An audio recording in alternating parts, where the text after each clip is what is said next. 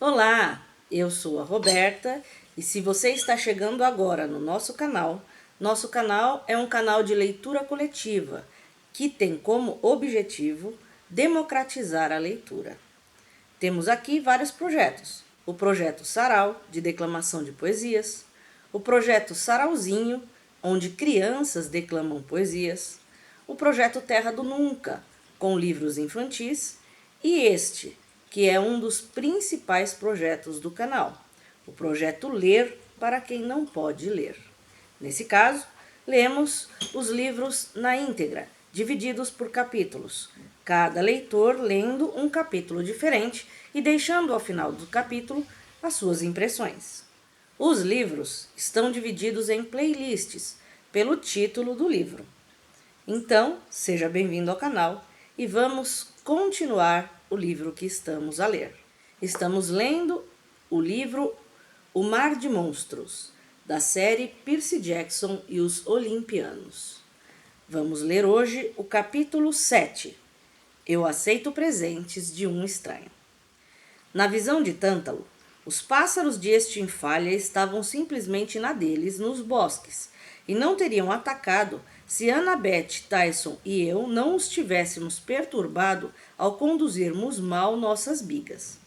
Aquilo foi tão completamente injusto que mandei Tântalo ir perseguir um Donut, o que não contribuiu para melhorar o seu estado de espírito. Ele nos condenou a prestar serviços na cozinha, lavar panelas e pratos a tarde inteira na cozinha subterrânea com as arpias da limpeza.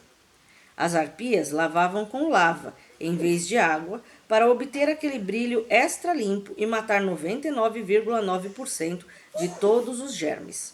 Portanto, Annabeth e eu tivemos que usar luvas e aventais de asbesto. Tyson não se importou. Mergulhou as mãos sem proteção e começou a esfregar. Mas Annabeth e eu tivemos de sofrer durante horas de trabalho quente e perigoso, especialmente porque havia toneladas de pratos extras. Tântalo ordenara um banquete especial para celebrar a vitória da carruagem de Clarice. Uma refeição completa, incluindo pássaros da morte de Estinfalha fritos à moda caipira. A única coisa boa do nosso castigo foi ter proporcionado a Annabeth e a mim um inimigo comum e muito tempo para conversar. Depois de ouvir novamente meu sonho com Grover, ela pareceu começar a acreditar. Se ele encontrou mesmo aquilo, murmurou ela, e se nós pudéssemos resgatar... Espere aí, disse eu. Você age como se aquilo, o que quer que Grover tenha encontrado, fosse a única coisa no mundo capaz de salvar o acampamento? O que é aquilo? Vou lhe dar uma dica. O que você consegue quando arranca a pele de um carneiro? Ficar todo sujo. Ela suspirou. O velocino. A pele do carneiro se chama velocino. E se por acaso o carneiro tem lã de ouro? O velocino de ouro? Você está falando sério?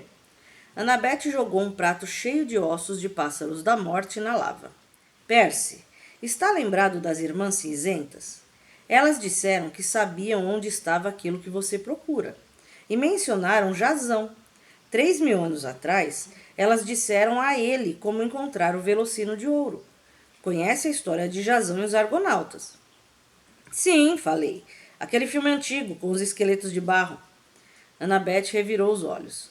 Ai, meus deuses, Percy, você não tem jeito mesmo. O quê? Perguntei. Apenas ouça. A verdadeira história do velocino. Havia aqueles 2 filhos de Zeus, Cádmo e Europa, certo? Eles estavam para ser oferecidos como sacrifício humano quando imploraram a Zeus que os salvasse. Então, Zeus enviou aquele carneiro voador mágico com lã de ouro, que os recolheu na Grécia e os transportou até Cólquida, na Ásia Menor. Bem, na verdade, ele transportou o Cádmo. Europa caiu e morreu no caminho, mas isso não é importante. Provavelmente foi importante para ela. A questão é que quando Cádmo chegou em Cólquia, sacrificou o carneiro de ouro aos deuses e pendurou o velocino em uma árvore no meio do reino. O velocino levou prosperidade à terra. Os animais pararam de adoecer, as plantas cresceram melhor, os lavradores tiveram colheitas fartas. Nunca havia castigo de pragas e é por isso que Jasão queria o Velocino. Ele é capaz de revitalizar qualquer terra onde for colocado.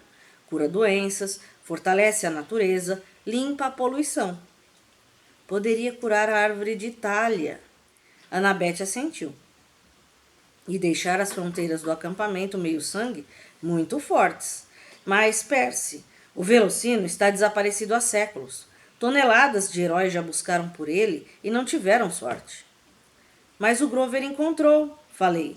Ele saiu à procura de Pan e encontrou o Velocino em vez disso, porque ambos irradiam uma natureza mágica. Faz sentido, Annabeth. Podemos salvá-lo e salvar o acampamento ao mesmo tempo. É perfeito. Annabeth hesitou. Um pouco perfeito demais, não acha? E se for uma armadilha? Lembrei-me do último verão, quando Cronos manobrou nossa missão. Ele quase nos enrolou e íamos ajudá-lo a começar uma guerra que teria destruído a civilização ocidental. Que escolha temos? Perguntei.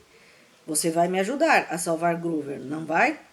Ela deu uma olhada para Tyson, que perdera o interesse na conversa e estava alegremente fazendo barcos de brinquedo com copos e colheres na lava. Percy, disse ela em voz baixa, vamos ter que lutar contra um ciclope. Polífemo, o pior deles. E só existe um lugar onde pode estar a ilha dele, o Mar de Monstros. Onde fica isso? Ela me olhou como se pensasse que eu estava me fazendo de bobo. O Mar de Monstros, o mesmo lugar onde Ulisses navegou e também Jasão, Enéas e todos os outros. Você quer dizer o Mediterrâneo? Não, bem, sim, mas não. Mais uma resposta direta. Obrigado. Veja, Percy, o Mar de Monstros é o mar que todos os heróis atravessam em suas aventuras. Costumava ficar no Mediterrâneo, sim, mas como tudo mais muda de lugar quando muda o centro do poder do Ocidente.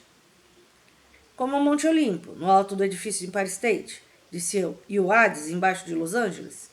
Certo. Mas um mar inteiro de monstros? Como você poderia esconder algo assim? Os mortais não teriam notado coisas estranhas acontecendo? Tipo, navios sendo devorados e coisas do gênero? É claro que eles notam.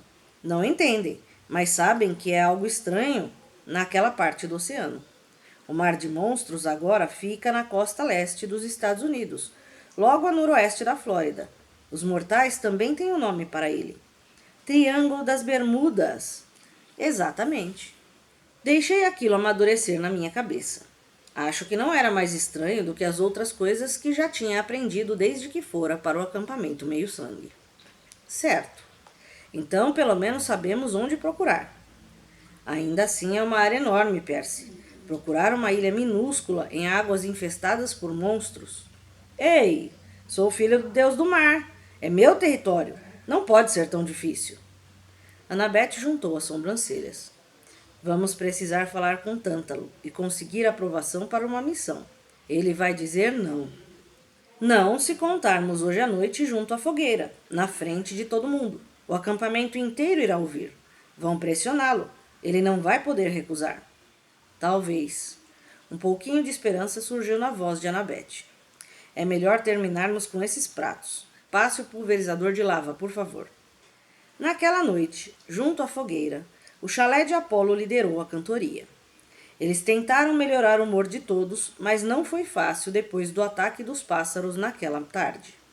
Sentamo-nos em um semicírculo de degraus de pedra, cantando sem entusiasmo e observando a fogueira arder enquanto os caras de Apolo tocavam seus violões e tangiam suas liras. Cantamos todas as canções tradicionais do acampamento. As margens do Egeu, eu sou o próprio tataravô, esta terra é terra de Minos.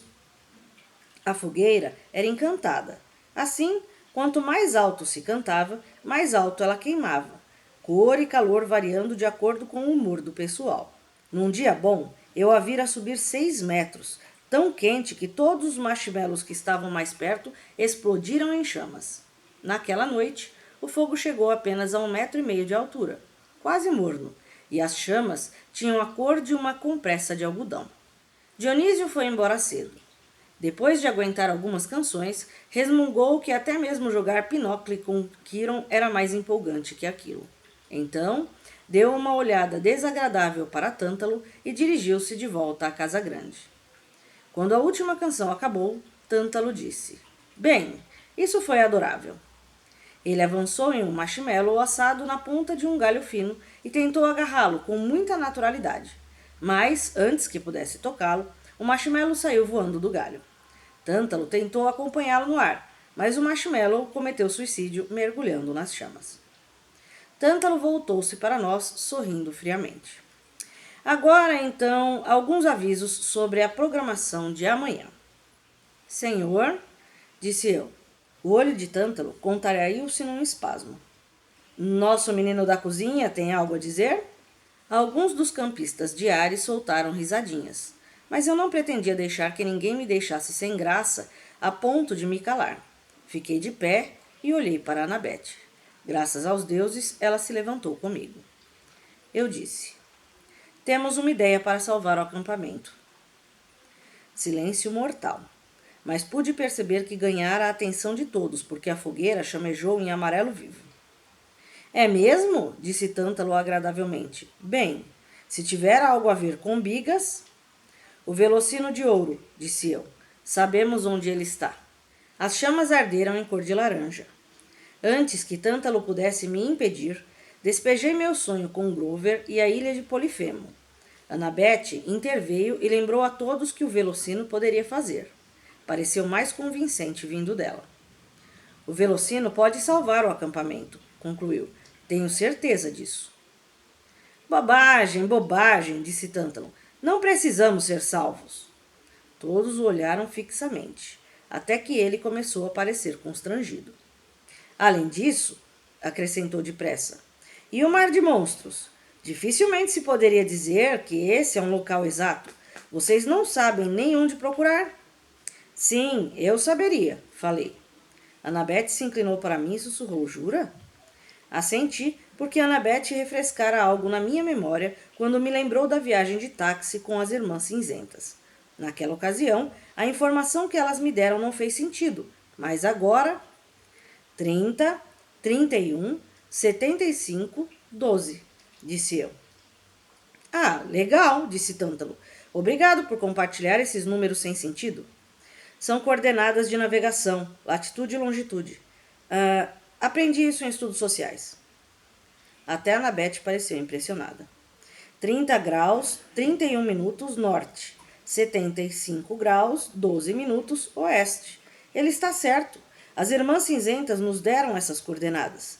Deve ser algum lugar no Atlântico, além da costa da Flórida. O mar de monstros. Precisamos de uma missão. Esperem só um minuto, disse Tântalo. Mas os campistas embarcaram no coro. Precisamos de uma missão. Precisamos de uma missão. As chamas se ergueram mais alto. Isso não é necessário, insistiu Tântalo. Precisamos de uma missão. Precisamos de uma missão. Ótimo, gritou Tântalo, os olhos inflamados de raiva. Vocês, moleques, querem que eu lhes atribua uma missão? Sim! Muito bem, concordou. Vou autorizar um campeão a empreender essa perigosa jornada, resgatar o velocino de ouro e trazê-lo para o acampamento, ou morrer tentando. Meu coração se encheu de empolgação. Eu não ia deixar que Tântalo me assustasse. Aquilo era o que eu precisava fazer. Iria salvar Grover e o acampamento. Nada iria me deter. Vou permitir que nosso campeão consulte o oráculo, anunciou Tântalo, e escolha 2 companheiros para a jornada. E acho que a escolha do campeão é óbvia. Tântalo olhou para mim e Anabete como se quisesse nos esfolar vivos. O campeão será alguém que conquistou o respeito do acampamento, alguém que provou ser capaz nas corridas de biga, corajoso na defesa do acampamento. Você deverá liderar a missão, Clarice. O fogo tremeluziu em 1000 cores diferentes. O chalé de Ares começou a bater os pés e a aplaudir. Clarice! Clarice! Clarice levantou-se parecendo atordoada. Então, engoliu em seco e seu peito se inflou de orgulho. Eu aceito a missão. Espere, gritei. Grover é meu amigo. O sonho veio para mim. Sente-se! Gritou um dos campistas de Ares. Você teve sua chance no último verão. Sim, ele só quer ser o centro das atenções outra vez, disse outro. Clarice olhou furiosamente para mim. Aceito a missão, repetiu ela. Eu, Clarice, filha de Ares, vou salvar o acampamento. Os campistas de Ares aplaudiram ainda mais. Annabeth protestou e os outros campistas de Atenas se juntaram a ela. Todos começaram a tomar partido, gritando e discutindo, atirando marshmallows. Pensei que aquilo fosse se transformar numa completa guerra de guloseimas quando Tântalo gritou. Silêncio, moleques! Seu tom impressionou até a mim. Sentem-se, ordenou, e vou lhes contar uma história de fantasma. Eu não sabia o que ele estava pretendendo, mas todos voltamos indecisos aos nossos lugares. A aura malévola que se irradiava de Tântalo era tão forte quanto a de qualquer monstro que eu já enfrentara. Era uma vez um rei mortal amado pelos deuses. Tântalo pôs a mão no peito e eu tive a sensação de que ele falava de si mesmo. Esse rei, disse, tinha permissão até para se banquetear no Monte Olimpo. Mas quando tentou levar um pouco de néctar e ambrosia para a terra, para descobrir a receita, apenas uma pequena quentinha, vejam só, os deuses o puniram. Eles o baniram dos seus salões para sempre. Sua própria gente zombou dele. Seus filhos o repreenderam. E sim, campistas, ele tinha filhos horríveis, filhos iguais a vocês. Ele apontou um dedo torto para diversas pessoas da plateia, inclusive eu. Sabem o que ele fez com os filhos ingratos? Perguntou Tântalo suavemente. Sabem como ele retribuiu aos deuses sua punição cruel? Convidou os olimpianos para um banquete em seu palácio só para mostrar que não havia rancor. Ninguém reparou que seus filhos não estavam presentes. E quando ele serviu jantar aos deuses, meus caros campistas, vocês podem adivinhar o que havia no cozido? Ninguém ousou responder. A luz do fogo brilhou em azul profundo, refletindo-se de modo maligno no rosto deformado de Tântalo. Os deuses o castigaram na vida após a morte, coachou Tântalo. Eles fizeram isso, se fizeram. Mas ele teve seu momento de satisfação, não teve? Os filhos nunca mais lhe responderam, nem questionaram sua autoridade. E vocês sabem o que mais? Disse que o espírito do rei agora reside exatamente nesse acampamento, aguardando uma oportunidade de se vingar das crianças ingratas e rebeldes. E agora, mais uma reclamação antes de mandarmos Clarice em sua missão? Silêncio.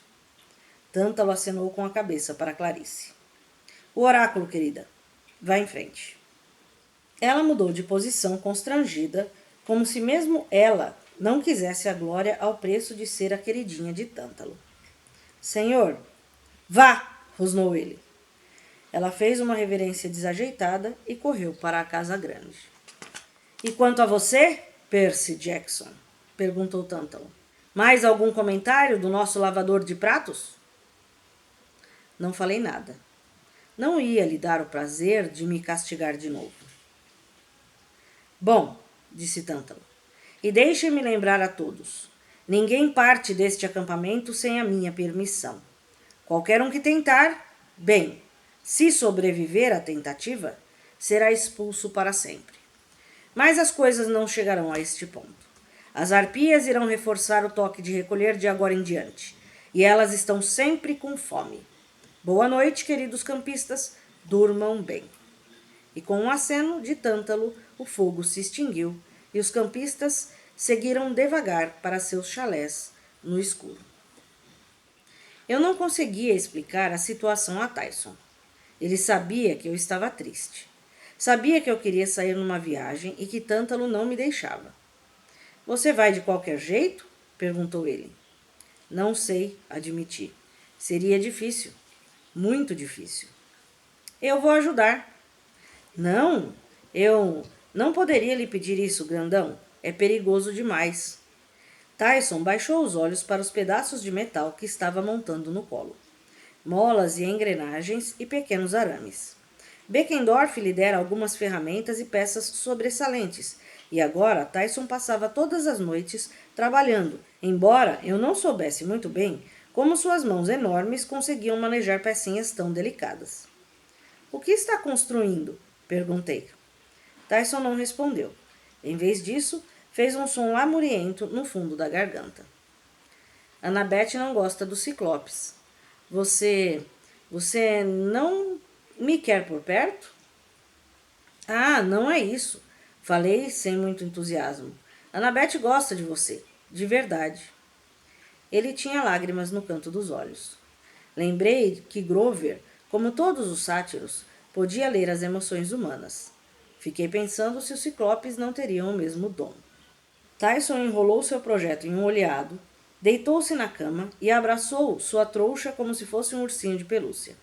Quando se virou para a parede, pude ver as estranhas cicatrizes em suas costas, como se alguém tivesse passado um arado por cima dele com um trator. Me perguntei pela milionésima vez como teria se machucado. Papai sempre se preocupou comigo, fungou ele. Agora, acho que ele foi malvado em ter um menino ciclope. Eu não devia ter nascido. Não fale assim. Poseidon reclamou, não foi? Então ele deve se preocupar com você. Muito. Minha avó sumiu quando pensei em todos aqueles anos que Tyson tivera nas ruas de Nova York, em uma caixa de geladeira de papelão. Como Tyson podia pensar que Poseidon se preocupava com ele? Que tipo de pai é esse que deixa aquilo acontecer com o filho, mesmo que ele seja um monstro? Tyson, o acampamento será um bom lar para você. Os outros vão se acostumar com você. Eu prometo. Tyson suspirou. Esperei que dissesse alguma coisa. Então me dei conta de que ele já estava dormindo. Deitei-me na minha cama, tentei fechar os olhos, mas não consegui. Estava com medo de ter outro sonho com Grover. Se a conexão empática fosse real, se algo acontecesse com Grover, será que eu ia acordar? A lua cheia brilhava pela janela. O som das ondas rugia na distância. Eu podia sentir o cheiro morno dos campos de morangos e ouvir os risos das dríades perseguindo corujas na floresta. Mas algo parecia errado naquela noite. A doença da árvore de Thalia se espalhando pelo vale. Será que Clarice poderia salvar a colina meio-sangue? Pensei que seria mais fácil eu ganhar de Tanta num prêmio de melhor campista. Levantei-me e me vesti. Peguei uma toalha de praia e uma embalagem de 6 cocas embaixo da cama. As Coca-Colas eram contra a regra. Não eram permitidos lanches ou bebidas de fora do acampamento. Mas se a gente falasse com o cara certo do chalé de Hermes e se pagasse alguns dracmas de ouro, ele podia contrabandear quase tudo da loja de conveniência mais próxima. Dar uma fugida depois do toque de recolher também era contra as regras. Se fosse pego, estaria numa encrenca enorme, ou seria comido pelas arpias. Mas eu queria ver o oceano. Sempre me sentia melhor ali. Meus pensamentos ficavam mais claros. Saí do chalé e fui em direção à praia. Estendi a toalha perto do mar e abri uma coca. Por alguma razão, o açúcar e a cafeína sempre me acalmavam o cérebro hiperativo. Tentei decidir o que fazer para salvar o acampamento, mas não me ocorreu nada. Desejei que Poseidon falasse comigo, que me desse um conselho ou o que fosse. O céu estava claro e estrelado. Eu estava conferindo as constelações que Annabeth me ensinara. Sagitário, Hércules, Coroa Boreal, quando alguém disse: "Lindas, não são?" Quase cuspi o refrigerante. Em pé, bem ao meu lado, havia um cara de short de corrida de nylon e camiseta de maratona de Nova York. Era magro, estava em boa forma, com cabelo grisalho e um sorriso zombeteiro. Parecia meio familiar, mas não conseguia imaginar por quê. Meu primeiro pensamento foi que ele devia estar dando sua corrida da meia-noite pela praia e fora parar dentro dos limites do acampamento. Isso não era para acontecer. Mortais comuns não podiam entrar no vale. Mas talvez, com o enfraquecimento da magia da árvore, ele tivesse conseguido se infiltrar. Mas, no meio da noite, e ali não havia nada a não ser terras de fazendas e reservas estaduais, de onde aquele cara podia ter saído? "Posso acompanhá-lo?" perguntou ele. "Há eras que eu não me sento." Bem, eu sei. Um cara estranho no meio da noite. Pelo bom senso, eu devia ter saído correndo e gritando por socorro. Mas o cara agiu de modo tão calmo em relação a tudo que achei difícil ficar com medo. Eu disse, claro. Ele sorriu. Sua hospitalidade é louvável. Ah, Coca-Cola. Posso? Ele se sentou na outra ponta da toalha e abriu um refrigerante e deu um gole. Ah, exatamente o que eu precisava. Paz e sossego em... Um telefone celular tocou no bolso dele. O corredor suspirou. Puxou o telefone e meus olhos se arregalaram porque aquilo brilhava com uma luz azulada. Quando ele puxou a antena, duas criaturas começaram a se contorcer em volta dela. Cobras verdes, não maiores do que minhocas.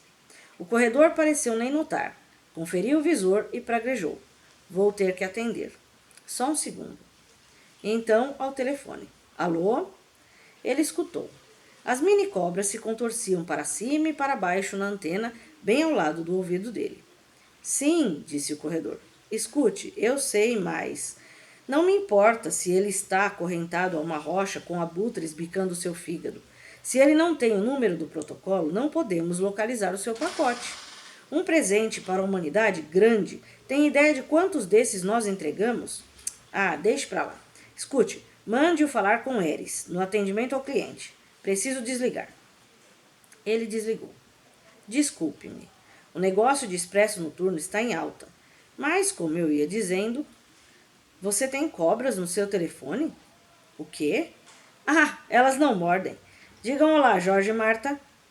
Olá, Jorge e Marta, disse uma voz masculina estridente dentro da minha cabeça.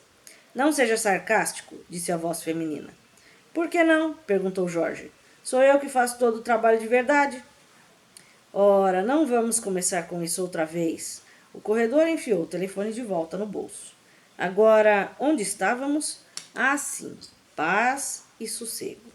Ele cruzou os pés e olhou para as estrelas.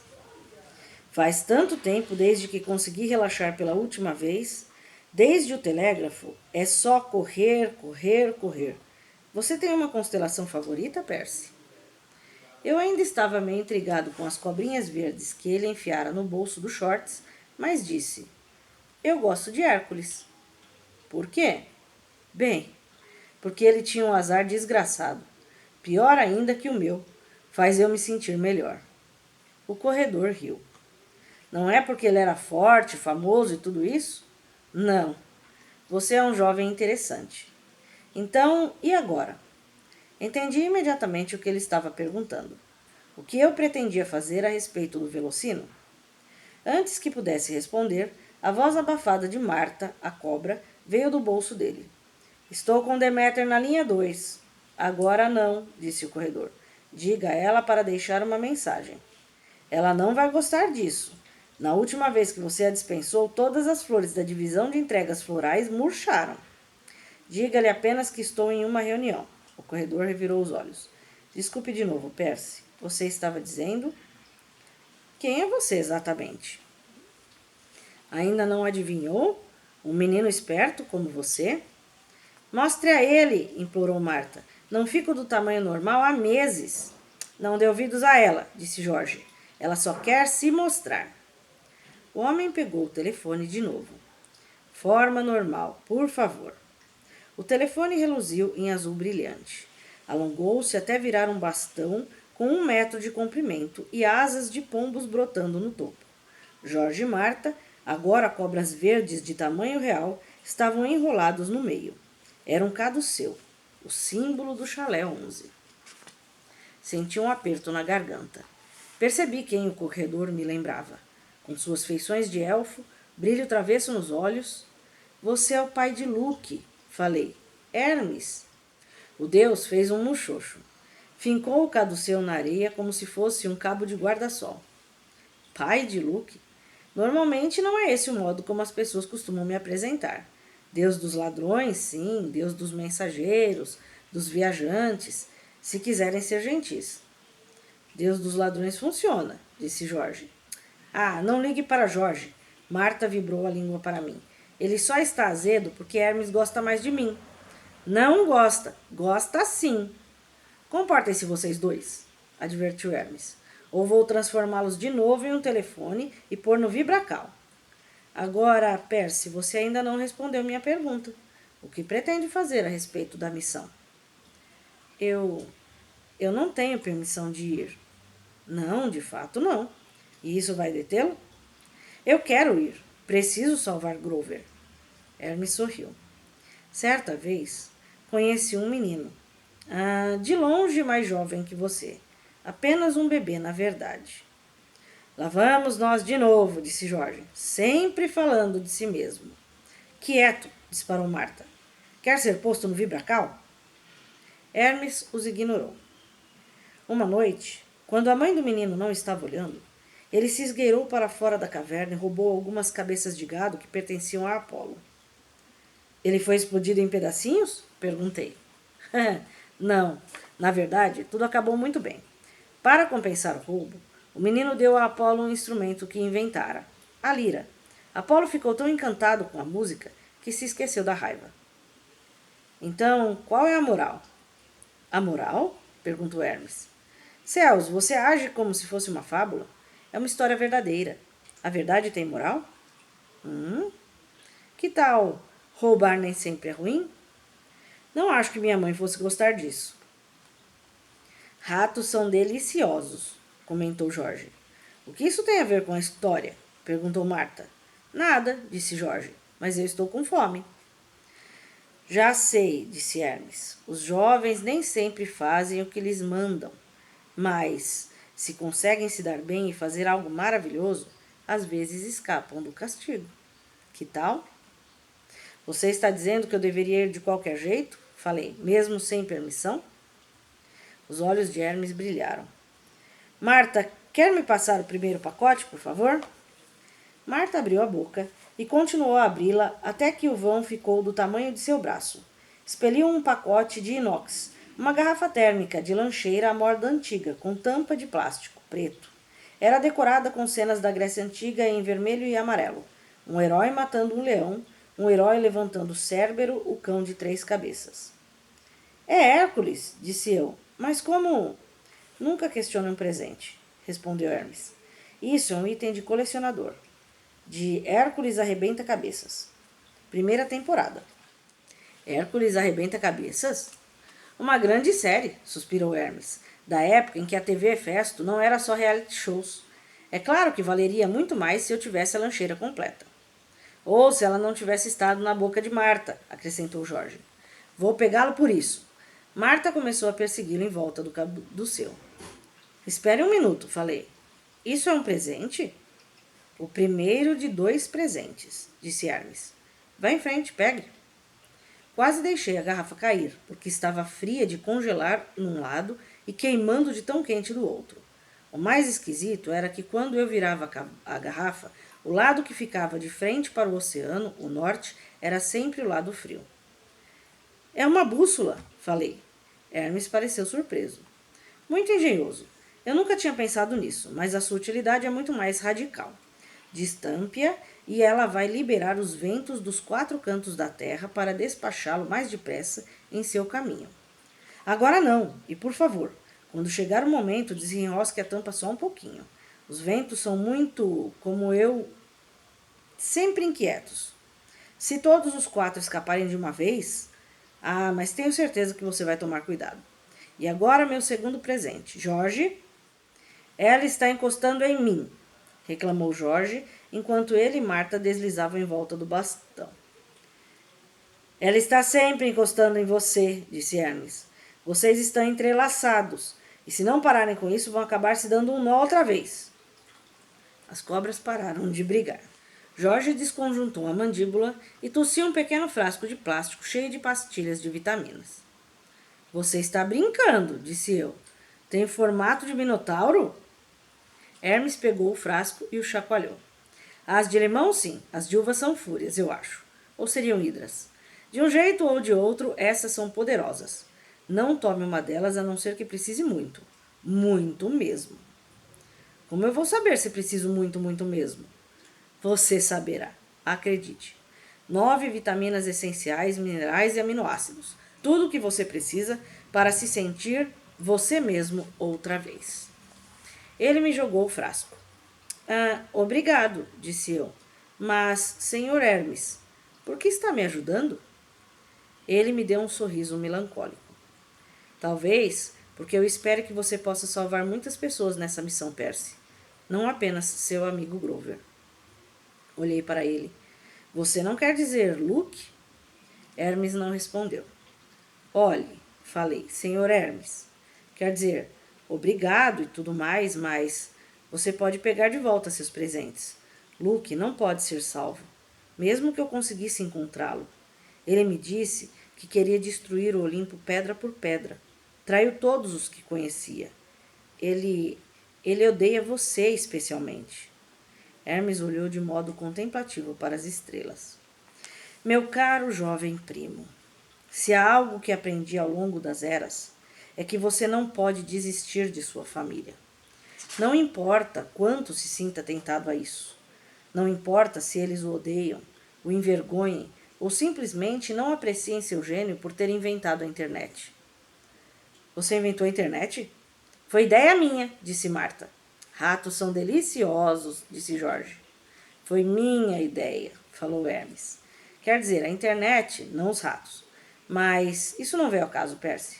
Você entende o que estou dizendo sobre a família? Eu não tenho certeza. Um dia entenderá. Hermes levantou-se e sacudiu a areia das pernas. Enquanto isso, preciso ir andando. Você tem 60 chamadas para retornar, disse Marta. E 1038 e-mails, acrescentou Jorge, sem contar nas ofertas para comprar ambrosia online com desconto. E você, Percy, disse Hermes, tem um prazo mais curto do que imagina para completar sua missão. Seus amigos devem estar chegando mais ou menos agora. Ouvi a voz de Annabeth chamando meu nome nas dunas. Tyson também estava gritando um pouco mais longe. Espero ter feito as malas para vocês direito, disse Hermes. Tenho certa experiência com viagens. Ele estalou os dedos e 3 sacos de viagem amarelos apareceram aos meus pés. A prova d'água, é claro. Se você pedir educadamente, seu pai é capaz de ajudá-los a chegar até o navio. Navio? Hermes apontou, é claro. Um grande navio de cruzeiro estava atravessando o estreito de Long Island, as luzes brancas e douradas brilhando na água escura. Espere, disse eu. Não estou entendendo nada disso. E eu nem mesmo concordei em ir. Eu me decidiria nos próximos 5 minutos se fosse você, aconselhou Hermes. É quando as arpias chegarão para comê-lo. Agora, boa noite, primo. E será que ouço dizer? Que os deuses o acompanhem. Ele abriu a mão e o caduceu voou para ela. Boa sorte, disse Marta.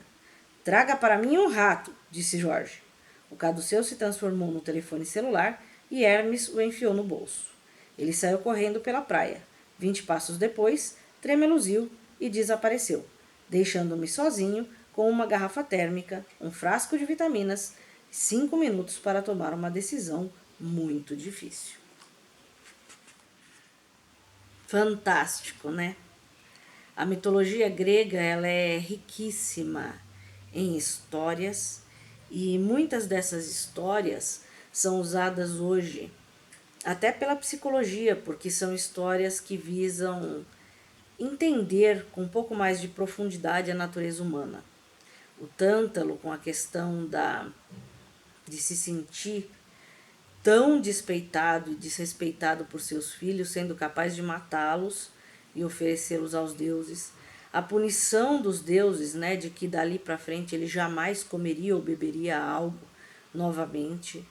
A impetuosidade do Hermes, desde pequenininho, essa capacidade, né, que o Hermes tinha de se safar das situações, embora as situações nas quais ele se metesse nunca eram tão negativas.